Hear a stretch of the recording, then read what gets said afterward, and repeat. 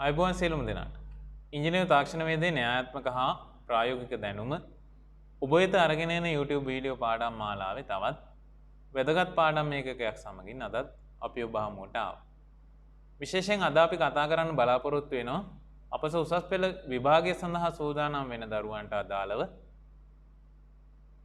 පසුගිය වර්ෂයේ 2020 වර්ෂයේ අපස උසස් පෙළ ඉංජිනේරු තාක්ෂණ වේදේ ප්‍රශ්න පත්‍රය සඳහා ලැබුණු විදුලිය සහ ඉලෙක්ට්‍රොනික ක්ෂේත්‍රයේ ප්‍රශ්න සම්බන්ධයෙන් සාකච්ඡා කරන්න. ඉතින් මේ සාකච්ඡාවේ පළමු වීඩියෝ වශයෙන් අපි MCQ කොටසේ විදුලිය සහ ඉලෙක්ට්‍රොනික ක්ෂේත්‍රය යටතේට අදාළව විදුලිය සහ ඉලෙක්ට්‍රොනික ක්ෂේත්‍රයට අදාළව MCQ කොටසේ ලැබිච්ච ප්‍රශ්න සම්බන්ධයෙන් තමයි අපි විවරණය කරන්නේ. ඒ ප්‍රශ්න මොනවද? ඊගාවට මේ ප්‍රශ්න සඳහා ලැබිලා තියෙන පිළිතුරු මොනවද? ඒ සඳහා නිවැරදි පිළිතුරු මොනවද? මේ නිවැරදි පිළිතුර පහසුවෙන් ලබා ගන්න ආකාරය කොහොමද කියන එක අපි සාකච්ඡා කරන්න බලාපොරොත්තු වෙනවා. ඉතින් අපි බලමු 2020 වර්ෂයේ ඉංජිනේරු තාක්ෂණ වේදයට අදාළව ලැබුණු පසුගිය විභාග ප්‍රශ්න පත්‍රයේ විදුලිය සහ ඉලෙක්ට්‍රොනික ක්ෂේත්‍රයේ ගැටලු යොමුනේ කොහොමද මොන ශ්‍රේෂ්ඨ වලින්ද කියලා.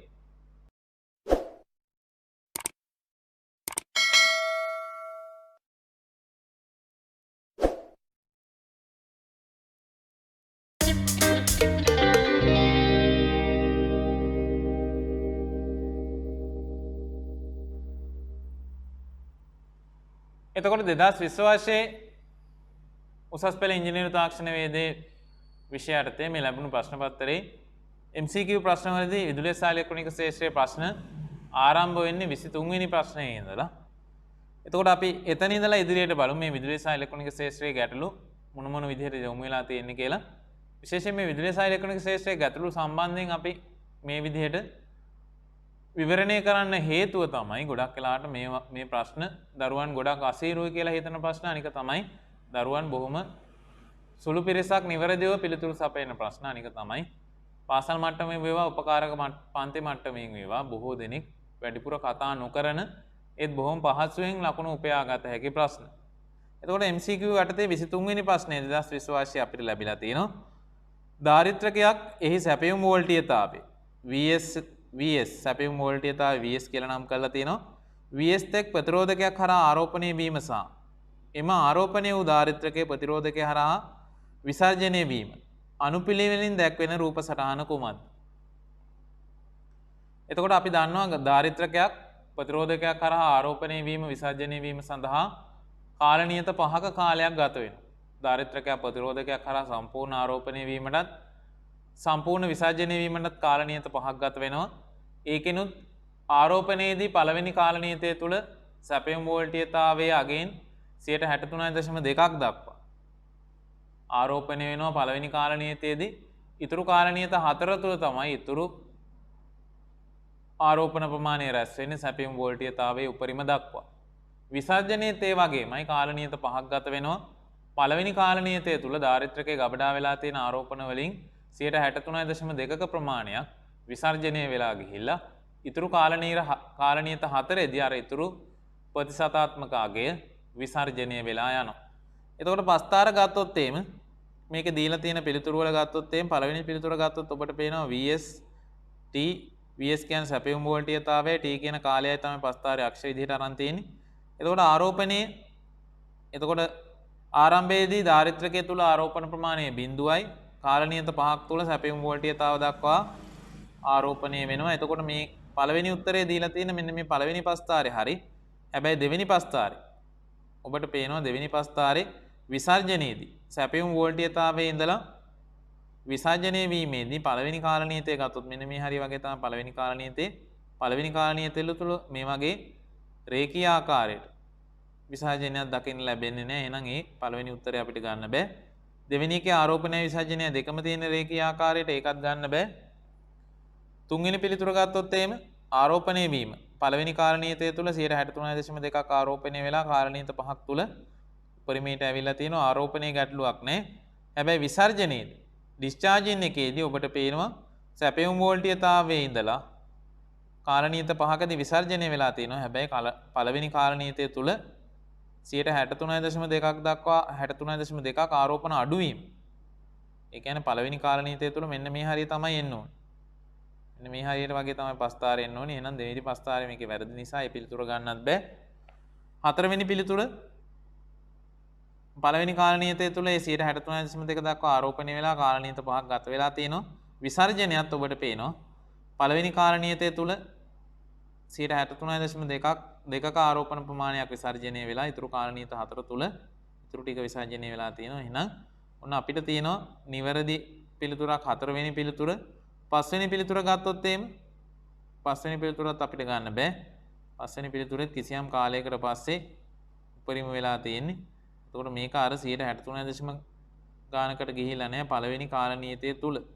එහෙනම් අපිට මේක නිවැරදි පිළිතුර වශයෙන් ගන්න වෙන්නේ මෙන්න මේ හතරවෙනි පිළිතුර දාරිද්ර්‍යක ප්‍රතිරෝධයක් කරහා ආරෝපණය සහ විසර්ජනය. නිවැරදි පිළිතුර හතරවෙනි පිළිතුර. විශේෂයෙන් MCQ සඳහා ප්‍රස්ථාර හැඩ මතක තියාගන්න. විශේෂයෙන් ඩයෝඩයක ලාක්ෂණික දැක්වෙන ප්‍රස්ථාර අපි කතා කරනවා. ඊට පස්සේ දාරිද්‍රක ආරෝපණ විසර්ජන ලාක්ෂණික දැක්වෙන ප්‍රස්ථාර කතා කරනවා. ඊට පස්සේ අපි කතා කරනවා කාරකාත්මක වර්ධකයක ලාක්ෂණික ප්‍රස්ථාර, ට්‍රාන්සිස්ටරයක ලාක්ෂණික ප්‍රස්ථාර අපි කතා කරනවා. ඒ වගේ ලාක්ෂණික ප්‍රස්ථාර අපි ගණනාවක් කතා කරනවා මේ විදුලිය සහ ඉලෙක්ට්‍රොනික ශාස්ත්‍රයේ. එතකොට මේ ප්‍රස්ථාරවල හැඩය මතක තියාගන්න.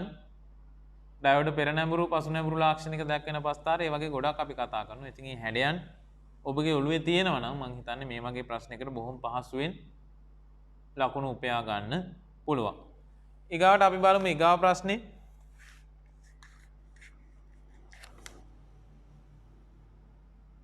විසි හතරවෙනි ගැටලුව. ABCD හා E නමින් ප්‍රතිරෝධක පහක් නාමික අගය සමග දක්වා ඇත. මෙහි එක් එක් ප්‍රතිරෝධකය හරහා මනින ලද විභවාන්තරය හා පරිපත ධාරාව රූපයෙහි දැක්වේ. මෙන්න පරිපතයක් දීලා තියෙනවා අපිට A B C D E කියලා ප්‍රතිරෝධක තියෙනවා. A කිලෝ ඕම් 4යි, B කිලෝ ඕම් 2යි, C කිලෝ ඕම් 6යි, D කිලෝ ඕම් 5යි, E කිලෝ ඕම් 10යි. සැපයුම් වෝල්ටීයතාවයක් දීලා තියෙනවායි කියනවා. මේ පරිපතේ ගලනවායි කියනවා මිලි ඇම්පියර් 2ක උපරිම ධාරාව. එතකොට අපෙන් අහන්නේ ඉහත පරිපතේ ඇති දෝෂ සහිත ප්‍රතිරෝධකය. දෝෂ සහිත ප්‍රතිරෝධකය. එතකොට අපි දන්නවා මේ ශ්‍රේණිගත ප්‍රතිරෝධක පද්ධතියක් තියෙන්නේ. ශ්‍රේණිගත ප්‍රතිරෝධක පද්ධතියක් නිසා සෑම ප්‍රතිරෝධකයක් තුලින්ම ගලන්නේ එකම ධාරාව. එතකොට මෙතන අපිට කියලා තියෙනවා මුළු ධාරාව මිලි ඇම්පියර් 2යි කියලා. එතකොට අපිට මේක දක්වලා තියෙන්නේ එක් එක් ප්‍රතිරෝධකයේ දෙපස වෝල්ටීයතාව. එතකොට මේ පද්ධතිය ශ්‍රේණිගත පද්ධතියක් නිසා ඕනෑම ප්‍රතිරෝධකයක් දෙපස වෝල්ටීයතාව සමාන වෙනවා ප්‍රතිරෝධී අගය ගුණ කිරීම මුළු ධාරාව. එතකොට මුළු ධාරාව මිලි ඇම්පියර් 2යි. අපි මිලි ඇම්පියර් ඇම්පියර් කරන්න සම්මත ඒකක. එතකොට 1000න් බෙදන්න පුළුවන් අපිට. ඒ කියන්නේ 10 ඍණ 3න් මෙතන සුළු වෙනවා. 2 වැඩි කිරීම 10 ඍණ 3 කියලා. එතකොට අපිට මෙතන වෝල්ටීයතාව ගත්තොත් එහෙම කිලෝ ඕම් වලින් තියෙන කිලෝ ඕම් කියන්නේ 4 වැඩි කිරීම 10 3 වෙනි බලයක්. එතකොට මෙතන ඍණ 3ට ධන 3ක් අපිට සුළු කරලා දාන්න පුළුවන්. එතකොට අපිට ඉතුරු වෙනවා දෙවරක් 4 8යි වෝල්ට්. එහෙනම් පළවෙනි ප්‍රතිරෝධකේ නිවැරදි. දෙවෙනි ප්‍රතිරෝධකේ අර විදිහටමයි සුළු වෙන්නේ. දෙවරක් 2 4යි වෝල්ට්. තුන්වෙනි ප්‍රතිරෝධකේ ඔබට පේනවා ඕම් 6යි වෝල්ටුත් 6යි. හැබැයි මිලි ඇම්පියර් 2ක ධාරාවක් ගලනවා. දෙවරක් 6 12යි. එහෙනම් අන්න මේ ප්‍රතිරෝධකේ වෝල්ටීයතාවය නිවැරදි නෑ. ඊගාව ප්‍රතිරෝධකේ 4 වෙනි එක දෙවරක් 5 10යි වෝල්ට්. ඊගාව ප්‍රතිරෝධකේ 5 වෙනි එක දෙවරක් 10 20යි වෝල්ට්. එහෙනම් දෝෂ සහිත ප්‍රතිරෝධකය තමයි මොකද්ද? මෙන්න මේ C කියන ප්‍රතිරෝධකය. එහෙනම් පිළිතුර තමයි මොකද්ද? ඉහත පරිපතයේ ඇති දෝෂ සහිත ප්‍රතිරෝධකය A වේ, B වේ, C වේ, D වේ, E වේ. ඔය ඔක්කොගෙම වෙන්නේ මොකද්ද? C. ඒ කියන්නේ තුන්වෙනි පිළිතුර. ඊගා ප්‍රශ්නෙට අපි ගියොත් විදුලි බල සම්ප්‍රේෂණයේදී ඉහළ වෝල්ටීයතා භාවිතා කිරීම හා සම්බන්ධ පහත ප්‍රකාශ සලකා බලන්න. ප්‍රකාශයන් තුනක් දීලා තියෙනවා. ඒ කියන ප්‍රකාශය විදුලිය සම්ප්‍රේෂණයේදී කාර්යක්ෂමතාව වැඩි කරගත හැකිය. දෙවෙනි එක B කියන එක ජනන වෝල්ටීයතාවයේ සාමාන්‍යයෙන් සම්ප්‍රේෂණ වෝල්ටීයතාවයට වඩා වැඩිය. ජනන වෝල්ටීයතාවයේ සාමාන්‍යයෙන් සම්ප්‍රේෂණ වෝල්ටීයතාවට වඩා වැඩිය. තුන්වෙනි පිළිතුර C කියන එක විදුලි රැහැන් සඳහා පිරිවැය අවම කරගත හැකිය. විදුලි බලයේ සම්ප්‍රේෂණයේදී ඉහළ වෝල්ටීයතා භාවිතා කිරීම සම්බන්ධ පහත ප්‍රකාශ. විදුලිය සම්ප්‍රේෂණයේදී කාර්යක්ෂමතාව වැඩි කරගන්න පුළුවන්. ඉහළ වෝල්ටීයතාවකට වෝල්ටීයතාව වැඩි කරාම ඊට අනුරූපව ධාරාව අඩු වෙන නිසා මොකද වෙන්නේ? සම්ප්‍රේෂණ කාර්යක්ෂමතාව ඉහළ නංවා ගන්න පුළුවන්. එහෙනම් A කියන එක හරි. B කියන එක ජනන වෝල්ටීයතාව සාමාන්‍යයෙන් සම්ප්‍රේෂණ වෝල්ටීයතාවට වඩා වැඩිය. ඒක වැරදි. ලංකාවේ උත්පාදන වෝල්ටීයතාවන් 11 kV 12.5 kV. එතකොට ඒක වැඩි කරනවා 132 kV 220 kV බවට අධිකර පරිණාමක හරහා. එහෙනම් ජනන වෝල්ටීයතාව සාමාන්‍යයෙන් සම්ප්‍රේෂණ වෝල්ටීයතාවට වඩා වැඩි කියන එක වැරදි. C කියන එක විදුලි රැහැන් සඳහා පිරිවැය අවම කරගත හැකිය. ඔව්. ඉහළ වෝල්ටීයතාවක් සාමාන්‍ය උත්පාදන වෝල්ටීයතාව අධි වෝල්ටීයතාව දක්වා පරිවර්තනය වෙද්දී ධාරාව ඉබේම අඩු වෙනවා කියන්නේ විදුලි රැහැන් සඳහා යන පිරිවැය ඉබේම අඩු වෙනවා. එහෙනම් නිවැරදි ඉංග්‍රීසි අක්ෂර දෙක අපිට එන්නේ A හා C පමණි.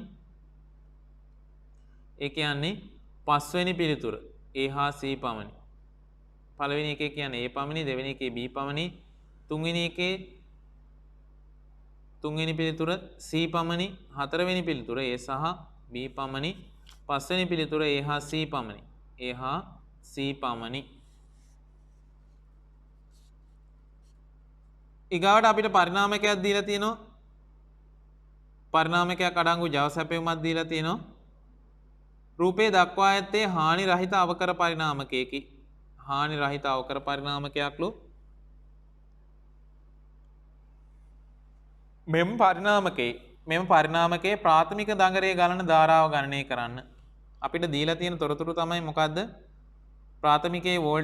ද්විතීකයේ වෝල්ටීයතාව V2, ද්විතීකයේ ගලන ධාරාව I2 එයා මිලි ඇම්පියර් 1යි. විබර ප්‍රතිරෝධය කිලෝම් 24යි. සැපයුම් වෝල්ටීයතාවය වෝල්ට් 240යි. එතකොට ප්‍රාථමිකයේ ගලන ධාරාව තමයි අපෙන් අහන්නේ. එතකොට ප්‍රාථමිකයේ ගලන ධාරාව අපිට එකපාරට හොයාගන්න අමාරුයි. අපි මේකේ මේ තියෙන තොරතුරු වලින් අපි තොරතුරු ටිකක් නිර්මාණය කරගන්න ඕනේ, ගණනය කරගන්න ඕනේ. එතකොට මිලි ඇම්පියර් එකක ධාරාවක් යනවා. කිලෝම් 24ක ප්‍රතිරෝධයක් තියෙනවා. එහෙනම් මෙතන V2 වගේ අපිට හොයාගන්න පුළුවන්. V සමානයි IR ආදේශ කළා. එතකොට ඔබට පේනවා මෙතන මිලි ඇම්පියර් කරන්න 1000න් බෙදනවා. ඊට පස්සේ කිලෝම් ඕම් කරන 1000න් ගුණ කරනවා. එතකොට අර 18000 සුළු වෙලා ගියාට පස්සේ අපිට ඉතුරු වෙනවා 24 ගුණ කිරීම 1 කියලා එකක්. එහෙනම් ද්විතීකයේ වෝල්ටීයතාව වෝල්ට් 24යි. එතකොට පරිණාමක වලට සම්බන්ධ පොදු සමීකරණය තමයි Vp බෙදීම Vs සමානයි Np බෙදීම Ns ඒක සමානයි Is බෙදීම Ip. එතකොට අපිට මෙතන ගත්ත හැකි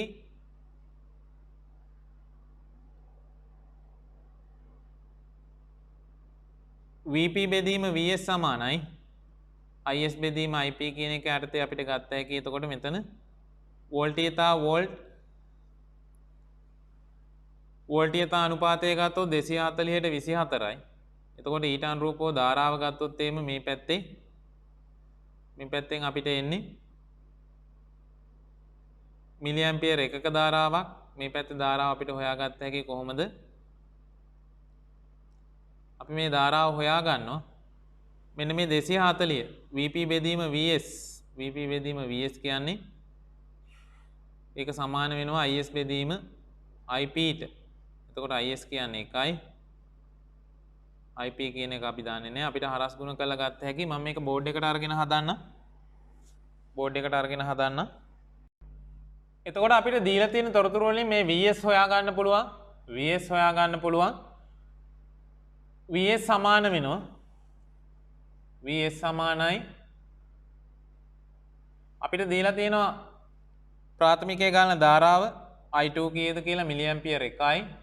ඒක ගුණ කරනවා V සමාන IR කියන සමීකරණයෙන් අපිට හොයාගත්ත හැකි. ප්‍රතිරෝධය කිලෝම් 24යි. එතකොට මෙතන අපිට සුළු කරගත්ත හැකි මිලි ඇම්පියර් තියෙන ඇම්පියර් කරන්න ඕනේ. එතකොට 10 ඍණ 3 ගුණ කිරීම 24 ගුණ කිරීම 10 3 මේ කිලෝ ඕම් මෙතන තියෙන කිලෝ ඕම් කරගත්ත හැකි අපිට. එතකොට මෙතනින් සුළු වෙලා එනකොට අපිට එනවා වෝල්ට් 24ක් තමයි ප්‍රාථමිකයේ වෝල්ටීයතාව. ද්විතීයිකයේ වෝල්ටීයතාව ද්විතීයිකයේ වෝල්ටීයතාව වෝල්ට් 24ක් වෙනවා. ද්විතීයිකයේ වෝල්ටීයතාව ඔන්න අපි හොයාගත්තා. ප්‍රාථමිකයේ වෝල්ටීයතාව අපිට දීලා තියෙනවා වෝල්ට් 240යි. 240ට 24 සමානයි IS බෙදීම IP. IS අපිට දීලා තියෙනවා මිලි ඇම්පියර් 1යි කියලා.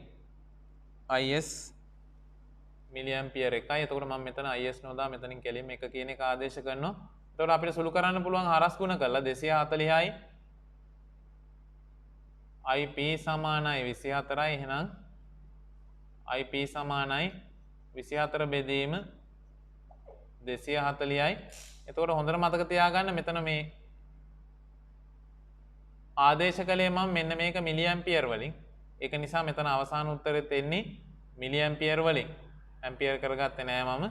මිලි ඇම්පියර් වලින්ම තමයි අවසාන උත්තරෙත් එන්නේ. එතකොට අපිට එනවා 24ට 240 ඒවා නෑ බිඳුවයි. 240ට 240 එකයි 0.1යි මිලි ඇම්පියර් කියලා අපිට එනවා. එහෙනම් ඔන්න මෙතන නිවැරදි පිළිතුර ගත්ත හැකි තුන්වෙනි පිළිතුර 0.1යි එම්ඒ මිලි ඇම්පියර් 0.1ක ධාරාවක් තමයි. ප්‍රාථමිකයේ ගලන්නේ ද්විතීයිකයේ ගලනවා මිලි ඇම්පියර් 1ක ධාරාවක්. පැහැදිලි නේද එහෙනම්?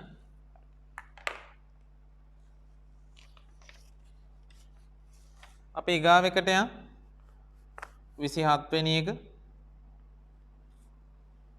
තෙකලා පේරණ මෝටර් පිළිබඳ පහත ප්‍රකාශ සලකා බලන්න.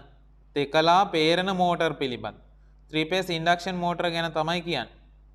A. ආරම්භක ධාරාව අඩු කර ගැනීමට තරු දැල් ආරම්භක යොදා ගැනීම. ආරම්භක ධාරාව අඩු කර ගැනීමට තරු දැල් ආරම්භක යොදා ගනී.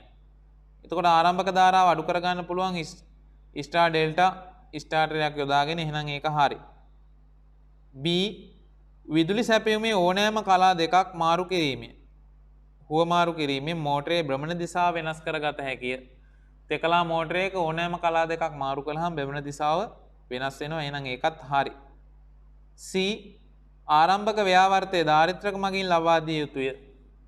තෙකලා පේරණ මෝටර වේවා සම්මුහූර්තක මෝටර වේවා මේවට වෙනම ධාරිත්‍රක සම්බන්ධ කිරීමේ අවශ්‍යතාවයක් නැහැ. මොකද හේතුව පේස් ඇන්ගල් එක අංශක 120ක් තියෙන නිසා.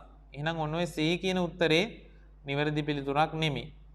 ඉහත ප්‍රකාශ අතුරෙන් නිවැරදි ප්‍රකාශ වනුයේ A පමණි කිව්වොත් වැරදි. මොකද හේතුව B නිවැරදි කලා දෙකක් මාරු කරලා දිශාව මාරු කරන්න පුළුවන්.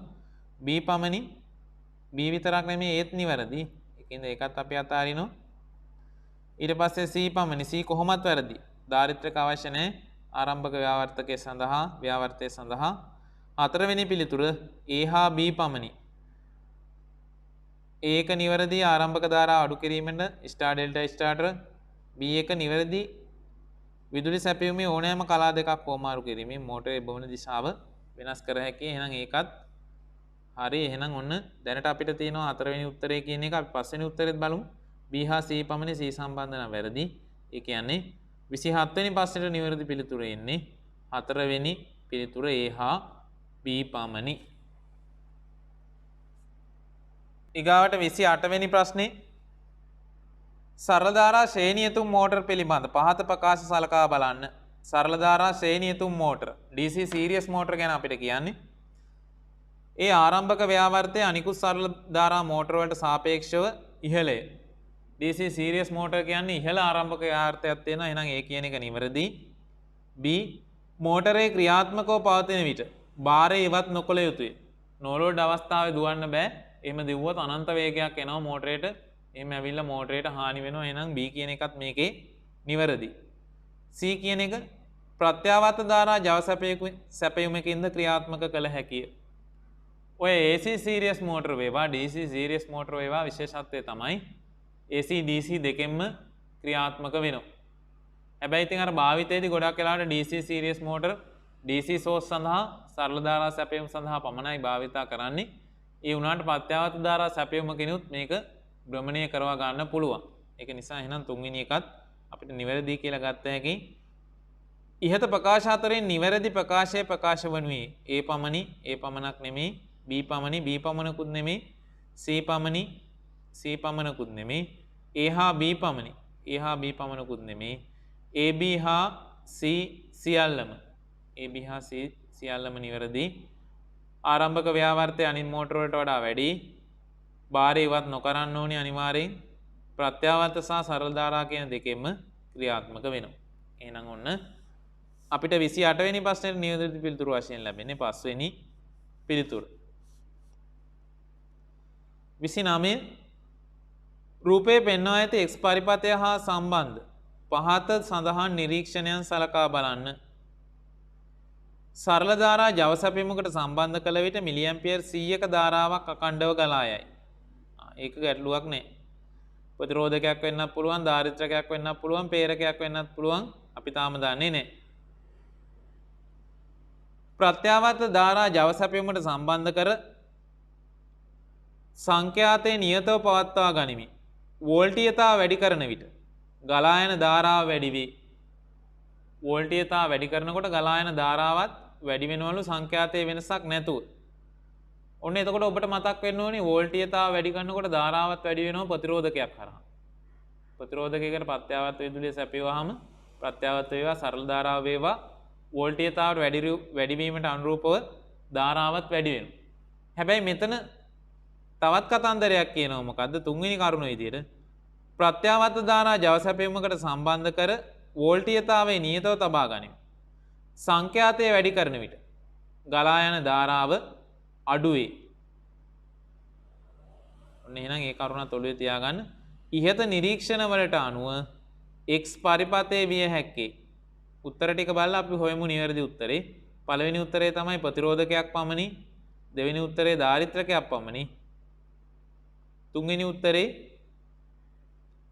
ප්‍රතිරෝධකයක් හා ශ්‍රේණිගතව සම්බන්ධ කරන ලද ධාරිත්‍රකයකි. හතරවෙනි උත්තරේ ප්‍රතිරෝධකයක් හා ශ්‍රේණිගතව සම්බන්ධ කරන ලද ප්‍රේරකයකි. පස්වෙනි උත්තරේ ශ්‍රේණිගතව සම්බන්ධ කර ඇති ප්‍රතිරෝධකයක් හා ප්‍රේරකයක් හා ධාරිත්‍රකයකි. එතකොට ඔන්න උත්තර පහ. මෙතනදී විශේෂයෙන් අපෙන් බලාපොරොත්තු වෙන්නේ ප්‍රතිරෝධකයක් තුළින් සරල ධාරාව යෙදීම, ධාරිත්‍රකයක් තුළින් සරල ධාරාව යෙදීම සහ ප්‍රේරකයක් තුළින් සරල ධාරාව යෙදීම කියන කරුණු ටික තමයි මෙතනදී දැනුම තමයි පරීක්ෂා කරලා තියෙන්නේ. එතකොට අපිට කියනවා ප්‍රත්‍යාවර්ත ධාරා සැපයීමකට සම්බන්ධ කර වෝල්ටීයතාව නියතව තබා ගැනීම. සංඛ්‍යාතය වැඩි කරන විට ගලා යන ධාරාව අඩු වේ. ඔන්න අපිට හොඳ පොයින්ට් එකක් තියෙනවා. අපිට පළවෙනි පොයින්ට් එකෙන් අපිට මොකොත් පිළිතුරක් ගන්න බෑ. මොකද හේතුව සරල ධාරා ජව සැපයීමකට සම්බන්ධ කළ විට මිලිඇම්පියර් 100ක ධාරාවක් අඛණ්ඩව ගලා යයි. එතකොට අපිට මෙතන කියලා නැහැ සංඛ්‍යාතය වෙනස් කරනවද වෝල්ටීයතාව වෙනස් කරනවද මොකුත් කියලා නැහැ. සරල ධාරා සැපයීමකට සම්බන්ධ කළාම මිලිඇම්පියර් 100ක් ගලනවා. අඛණ්ඩව ගලා යනවලු. එතකොට ඔය අඛණ්ඩව ගලා යාම කියන කතාවෙන් අපිට මෙතනින් කෙලින්ම ධාරිත්‍රක ඉවත් කරලා දාන්න පුළුවන්. මොකද හේතුව සරල ධාරා සැපයීමක් කරහා ධාරිත්‍රකයක් සම්බන්ධ කළාම ධාරිත්‍රකයේ උපරිම සැපයුම් වෝල්ටීයතාවයට ආරෝපණය වෙච්ච ගාම මොකද වෙන්නේ? එතනින් එහාට ධාරාවක් ගලන්නේ නැහැ. එහෙනම් මේ x කියන එක ඇතුලේ ධාරිත්‍රකයක් තියෙන්න බෑ. ඊට පස්සේ අපිට තව ඉතුරු වෙලා තියෙන්නේ ප්‍රතිරෝධකය සහ ප්‍රේරකය පමණයි. දෙවෙනි කරුණට අපි යනවා ප්‍රත්‍යාවර්ත ධාරා ජව සැපයීමකට සම්බන්ධ කර සංඛ්‍යාතයේ නියතව පවත්වා ගනිමින් වෝල්ටීයතාව වැඩි කරන විට ගලා යන ධාරාව වැඩි වේ. ප්‍රතිරෝධකයක් දෙපස වෝල්ටීයතාව වැඩි කළාම අපිට පුළුවන් ගලා යන ධාරාව වැඩි කරගන්න. ඒ වගේම තමයි ප්‍රේරකයක් දෙපසත් වෝල්ටීයතාව වැඩි කළා අපිට පුළුවන් ගලා යන ධාරාව වැඩි කරගන්න. එතකොට අපිට එතනින් එන්නේ ප්‍රතිරෝධකයක් හා ප්‍රේරකයක් කියන එක අවසාන තරුවට ආවම අපිට කියනවා ප්‍රත්‍යාවර්ත ධාරා ජව සැපයීමකට සම්බන්ධ කර වෝල්ටීයතාව නියතව පවත්වා ගනිමු. සංඛ්‍යාතය වැඩි කරන විට ගලා යන ධාරාව අඩු වේ. අන්න ওই කතන්දරෙත් අපි බලමු. මෙතන ක්‍රියාත්මක වෙන්නේ ධාරිත්‍රක ප්‍රතිපාදනය සහ ප්‍රේරක ප්‍රතිපාදනය කියන එක. සංඛ්‍යාතය වෙනස් වෙනකොට අපි දැන් මෙතන ධාරිත්‍රකය අයින් කළා. අනිවාර්යෙන් එතකොට මෙතන අපිට ඉතුරු වෙන්නේ ප්‍රතිරෝධකය හා ප්‍රේරකය. ප්‍රතිරෝධකයක් හා ප්‍රේරකයක් තමයි ශ්‍රේණිගත වෙලා ඇත්තේ. ඒක නිවැරදිද බලන්න අපිට පුළුවන්. අපිට මේ එක පොයින්ට් එකක කියනවා සංඛ්‍යාතය වැඩි වෙනකොට සංඛ්‍යාතය ඉහළ යනකොට ධාරාව අඩු වෙනවයි කියන්නේ. ධාරාව අඩු වෙනවා. ඒ කියන්නේ ධාරිත්‍රක හෝ පේරක ප්‍රතිබාධනයේ ධාරිත්‍රක ගැන ගැටලුවක් නැහැ අපිට ඒක ඉවත් වෙලා කියන්නේ. පේරක ප්‍රතිබාධනයේ වැඩි වෙනවා සංඛ්‍යාතයත් එක්ක. එතකොට අපිට ලියන්න පුළුවන් පේරක ප්‍රතිබාධනයට අදාළ සමීකරණය තමයි මොකද්ද? XL සමානයි 2.5 FL. එතකොට මේකේ පේරණතාව වෙනස් වෙන්නේ නැහැ කියලා අපිට උපකල්පනය කර හැකි 2.5 කියන්නේ නියතයක්. එහෙනම් ෆ්‍රීකවන්සි එක වැඩි වෙනකොට සංඛ්‍යාතය වැඩි වෙනකොට XL උත් මොකද වෙන්නේ මෙතන? XL උත් වැඩි වෙනවා. XL වැඩි වෙනකොට අභ්‍යන්තර ප්‍රතිරෝධය R උත් ඉහළ යනවා. එතකොට I මොකද වෙන්නේ? ඉබේම පල්ලෙහාට එනවා. තුන්වෙනි පොයින්ට් එකෙන් අපිට ගත්ත හැකි ප්‍රත්‍යාවර්ත ධාරා ජව සැපයීමකට සම්බන්ධ කර වෝල්ටීයතාවයේ නියතව තබා ගනිමින් සංඛ්‍යාතය වැඩි කරන විට ගලා යන ධාරාව අඩු වේ. ප්‍රතිරෝධකයක් කරා අපිට ගැටලුවක් නැහැ. ප්‍රත්‍යාවර්ත ධාරාවක් ඇදුනත් සංඛ්‍යාතයෙන් බලපෑමක් නැහැ ප්‍රතිරෝධකයට. ඒකින්ද මෙතන එතකොට උපාංග දෙකක් ගැන අනිවාර්යෙන් කතා වෙන්න ඕනි. පිළිතුරු ටික අපි බලමු. පළවෙනි එක ප්‍රතිරෝධකයක් පමණි. ප්‍රතිරෝධකයක් පමණක් වෙන්න බෑ. මොකද හේතුව ප්‍රතිරෝධකයක් තිබ්බනම් සැපයුම් සංඛ්‍යාතය වැඩි කරනකොට ගලන ධාරාව අඩු වීමකට ලක් වෙන්නේ නැහැ. එහෙනම් ප්‍රතිරෝධකයක් පමණි කියන එක වැරදි. ධාරිත්‍රකයක් පමණි දෙවෙනි එක. ධාරිත්‍රකයක් වෙන්නේ නැහැ. මොකද හේතුව මෙන්න මේ පළවෙනි කරුණ නිසා. සරල ධාරා සැපයුමකට සම්බන්ධ කළ විට මිලියම්පියර් 100ක ධාරාවක් අකණ්ඩව ගලා යයි. එතනින්ම ධාරිත්‍රකය අයින් කළ දැම්ම හැකි. අකණ්ඩව ගලන්නේ උපරිම වශයෙන් ආරෝපණය වුණාම ධාරාව ගැලීම නතර වෙනවා. තුන්වෙනි පිළිතුර ප්‍රතිරෝධකයක් හා ශ්‍රේණිගතව සම්බන්ධ කරන ලද ධාරිත්‍රකයක. ධාරිත්‍රකයක් එන්නම බෑ. එහෙනම් තුන්වෙනි පිළිතුර අපිට ගන්නත් බෑ. හතරවෙනි පිළිතුර ප්‍රතිරෝධකයක් හා ශ්‍රේණිගතව සම්බන්ධ කරන ලද පේරකයකි. පස්වෙනි එක ශ්‍රේණිගතව සම්බන්ධ කර ඇති ප්‍රතිරෝධකයක් පේරකයක් හා ධාරිත්‍රකයක. එතකොට LCR සර්කිට් එකක් LCR සර්කිට් එක මීට වඩා ගොඩක් වෙනස් දේවල් අපි කතා කරනවා. ගැඹුරු න්‍යායාත්මක කරුණු කතා කරනවා. ඒක නිසා මේක LCR සර්කිට් එකක් නෙමෙයි. LCR සර්කිට් එකක් කියලා ගන්නත් බැරි හේතුව තමයි ධාරිත්‍රක භාවිතා වෙන්නේ නැහැ මේ කියන කතන්දර අනුව. එතකොට අපිට අනිවාර්යෙන් ගන්න තියෙන නිවැරදි පිළිතුර තමයි හතරවෙනි පිළිතුර ප්‍රතිරෝධකයක් හා ශ්‍රේණිගතව සම්බන්ධ කරන ලද පේරකයකි. එතකොට ප්‍රතිරෝධක දෙපස වෝල්ටීයතාව පේරකයේ දෙපස වෝල්ටීයතාව වැඩි කරනකොට ඉබේම ධාරාවත් වැඩි වෙනවා. ඒක හරි. ඊට පස්සේ සරල ධාරා සැපයීමකට අකණ්ඩව සම්බන්ධ කළාම ප්‍රතිරෝධකයක් තුලිනුත් ධාරාව යනවා. පේරකයේ තුලිනුත් ධාරාව යනවා. එහෙනම් ඒකත් හරි. ප්‍රත්‍යාවර්ත ධාරා ජව සැපයීමකට සම්බන්ධ කර වෝල්ටීයතාවයේ නියතව පවත්වා ගනිමින් සංඛ්‍යාතය වැඩි කරන විට ගලා යන ධාරාව අඩු වේ. එතකොට පේරකයක් තුලින් සංඛ්‍යාතය වැඩි කරනකොට පේරක ප්‍රතිබාධනය වැඩි වෙලා ඉබේම ධාරාව අඩු වෙනවා. එහෙනම් අපිට නිවැරදි පිළිතුර වශයෙන් ගන්න වෙන්නේ හතරවෙනි පිළිතුර. ඊගාට අපි බලමු 30 වෙනි ප්‍රශ්නේ. 30 වෙනි ප්‍රශ්නේ අපිට ගත්ත හැකි නිසංග අර්ධ සන්නායක සම්බන්ධ පහත ප්‍රකාශ සලකා බලන්න. නිසංග අර්ධ සන්නායක කියන්නේ අපද්‍රව්‍ය කිසිවක් මිශ්‍ර නොවූ සංසුද්ධ අර්ධ සන්නායක. ඒවට අපද්‍රව්‍ය මිශ්‍ර කළා තමයි තුන්වෙනි කාණ්ඩයේ මිශ්‍රණය කළා අපිට මාත්‍රණය කළා පස් P වර්ගයේ අර්ධ සන්නායකත් පස්වෙනි කාණ්ඩයේ මාත්‍රණය කළා N වර්ගයේ අර්ධ සන්නායකත් නිපදවා ගන්න පුළුවන්. ඔන්න ඒවා මතක් කරගන්න. නිසංග අර්ධ සන්නායක සම්බන්ධ පහත ප්‍රකාශ සලකා බලන්න. ඒ කාමර උෂ්ණත්වයේදී නිදහස් ඉලෙක්ට්‍රෝන සංඛ්‍යාව හා කුහර නිදහස් ඉලෙක්ට්‍රෝන සංඛ්‍යාව හා සමාන කුහර සංඛ්‍යාවක් ඇත. කාමර උෂ්ණත්වයේදී නිදහස් ඉලෙක්ට්‍රෝන සංඛ්‍යාව හා සමාන කුහර සංඛ්‍යාවක් ඇත. හරි. ඒ ප්‍රකාශය හරි. මොකද හේතුව සාමාන්‍ය කාමර උෂ්ණත්වය යටතේ නිදහස් ඉලෙක්ට්‍රෝන එකක් දෙකක් තියෙන්න පුළුවන්. ඒ එකක් දෙකක් තියෙන්නේ කොහෙන්ද? අර බන්ධන වලින් එළියට ඇවිල්ලා. එතකොට බන්ධනෙන් ඉලෙක්ට්‍රෝනයක් නිදහස් වෙනකොට එතන කුහරයක් ඇති වෙනවා. එහෙනම් මෙන්න මේ A කියන ප්‍රකාශය නිවැරදි. කාමර උෂ්ණත්වය යටතේ නිදහස් ඉලෙක්ට්‍රෝන සංඛ්‍යාව හා සමාන කුහර සංඛ්‍යාවක් ඇත. ඒක හරි. B කියන එක ගලා යන ධාරාවට නිදහස් ඉලෙක්ට්‍රෝන පමණක් දායක වේ. ගලා යන ධාරාවට නිදහස් ඉලෙක්ට්‍රෝන පමණක් දායක වේ. ඒක නම් වැරදි. මොකද හේතුව නිදහස් ඉලෙක්ට්‍රෝන සහ කුහර කියන දෙන්නම දෙගොල්ලම දායක වෙනවා ගලා යන ධාරාවට. එහෙනම් B වැරදි. C තුන්වන කාණ්ඩයේ මූලද්‍රව්‍ය මාත්‍රණය කිරීමෙන් N වර්ගයේ අර්ධ සන්නායක සැකසේ. තුන්වෙනි කාණ්ඩයේ මාත්‍රණය කළොත් එන්නේ තුන්වෙනි කාණ්ඩය කියන්නේ අවසාන ශක්ති මට්ටමේ ඉලෙක්ට්‍රෝන 3යි. එතකොට මේ නිසංග අර්ධ සන්නායක වල අර්ධ සන්නායක ඉන්නේ හතරවෙනි කාණ්ඩේ. ඒ කියන්නේ අවසාන ශක්ති මට්ටමේ ඉන්නේ ඉලෙක්ට්‍රෝන 4යි.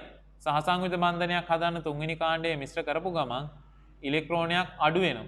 ඉලෙක්ට්‍රෝන අඩු වෙනවා කියන්නේ ධන ආරෝපණයයි වෙන්නේ. දැලිස ධන ආරෝපණය වෙනවා කියන්නේ නිෂ්පාදනය වෙන්නේ පොසිටිව් ටයිප් ඒ කියන්නේ p වර්ගය. මෙතන කියලා තියෙන්නේ n වර්ගය හැදෙනවායි කියලා. එහෙනම් ඒකත් වැරදි. cත් වැරදි. b හා c වැරදි. ඒ කියන්නේ පිළිතුර නිවැරදි පිළිතුර වෙන්නේ a පමණි.